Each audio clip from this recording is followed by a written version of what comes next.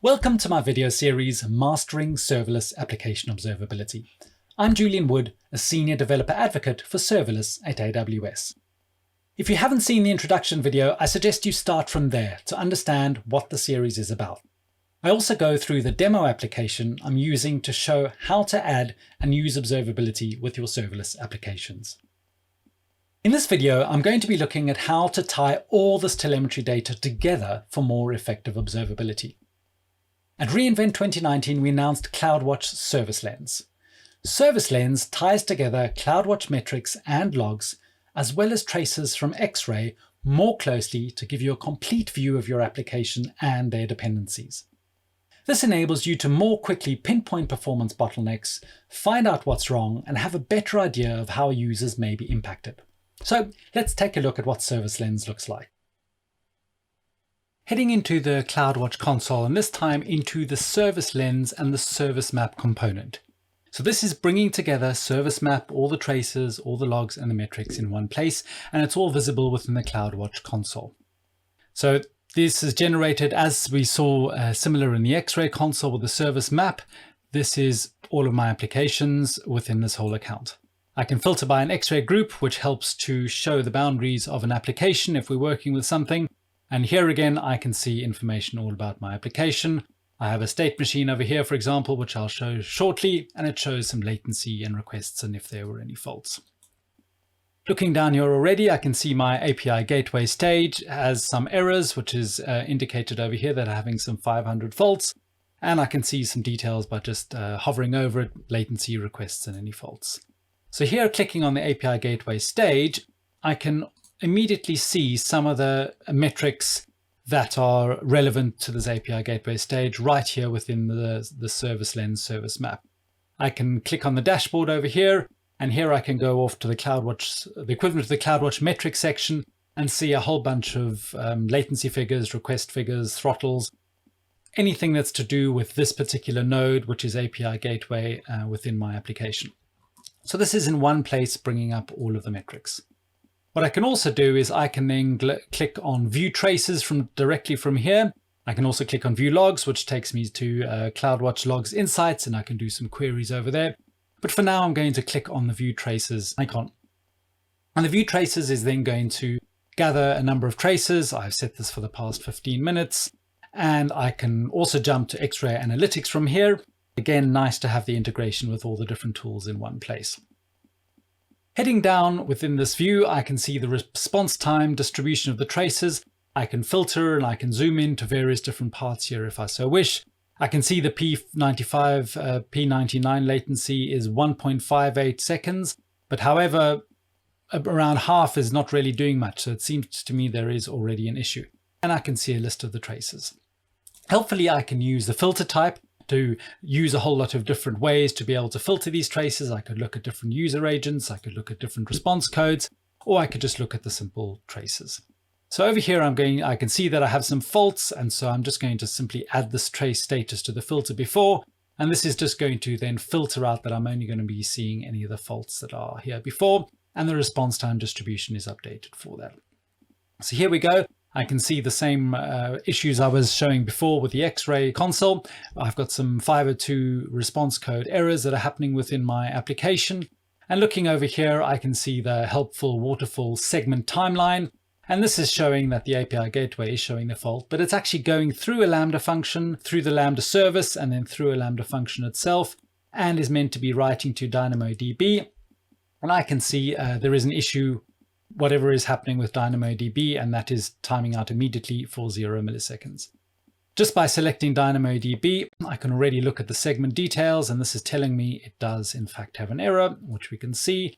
And this is the error message, a missing required key table name in the parameters, so I've got a mistake in my code.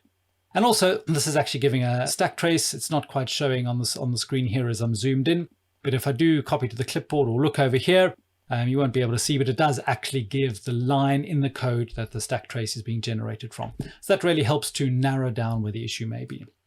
And then also helpfully, this is going to bring up a logs view here within the traces, which are the aggregated logs from Cloudwatch Logs Insights. And this will show the API gateway execution logs as well as the Lambda function logs all in a single place. So if I head down over here, I know that this is obviously an API gateway linked to Lambda, and I can view the logs and I can find out the same error message which is being populated above. And here's the stack trace, and that gives me information about my logs. So this is super helpful for troubleshooting anything to do with these parts of your distributed application, linking together the traces, the logs, and the metrics. But it doesn't only have to be API gateway related parts of your application. I can click on the X-ray group over here, and I can then, for example, look at a state machine. So I can just do a search from within here, and this is useful. So I can hover over here and I can see the latency of the state machine that is running. I can look at also some of the latency requests, whatever's flowing through my state machine. Look at the dashboard will also show specific dashboard information related to the step function machine. And also looking at the traces over here, I know in my application that this does not go through API gateway, and so I can select a trace. And super helpfully for troubleshooting a distributed application through a state machine, I can see over here that this step function state machine is actually going through 3 different Lambda functions. I don't have any issues in this particular one. I can see the waterfall view of each one, how long all it takes. And off I can go through the functions. This particular Lambda function, which parses GPX, I can see that it is getting an object from S3. We can see this one saved to DynamoDB, which we can see over here. And we can see the last one publishes to IoT Core.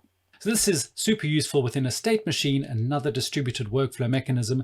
And here within Cloudwatch Service Lens, the service map and the traces, I can see all the information that is happening. Heading further down as well, this is also useful. I can now see all the aggregated logs for the 3 different Lambda functions that make up the state machine. So Cloudwatch Service Lens makes it super easy to gather all that telemetry data that we've been gathering, the logs, the traces, the metrics, thinking of them as events, and bring them all together in a single tool that it's easy to hop around and find out everything that is going on within your serverless application. Something else we haven't covered but still fits into the observability feedback loop is testing. Remember when I was talking about smaller components being released more often and how to think about testing in production? Well, canary testing is testing out a new part of your application when it is rolled out to a small subset of users, or even doing testing with no external users at all. Cloudwatch Synthetics is a service to help with this testing, to monitor application API endpoints more easily, and is currently really simple to set up. You create canaries to run tests for things such as availability, latency, or even dead links. Synthetics can let you know when it finds a problem, even when you don't have any customer traffic on your applications. You can discover issues before your customers do. The link on this page has a great walkthrough on synthetic monitoring with canaries. So back to our workflow. We can now see how some of the Cloudwatch and X-ray services can be part of this workflow. Cloudwatch alarms may receive a notification. We can then use Service Lens to view the service map to identify our line of inquiry. This can lead us to X-ray to view specific traces about what's happening. And we can use X-ray analytics to dive even deeper for analysis or comparison. And Log Insights is great for querying logs and asking questions even independently of traces. So in this video, I've covered how to use Service Lens to tie all this telemetry data together, bringing together Cloudwatch metrics and logs, as well as the traces from AWS X-ray. Helps you to understand your applications, the dependencies, and how it all ties together. In the next video, I'm going to be looking at how to integrate some observability tools into your workflows and development practices. Again, for more information, we have this great site, serverlessland.com. Lots of resources, blogs, videos, learning paths, workshops, everything about serverless at AWS. Thank you for watching. My name is Julian Wood, and you can find me on Twitter at Julian_Wood.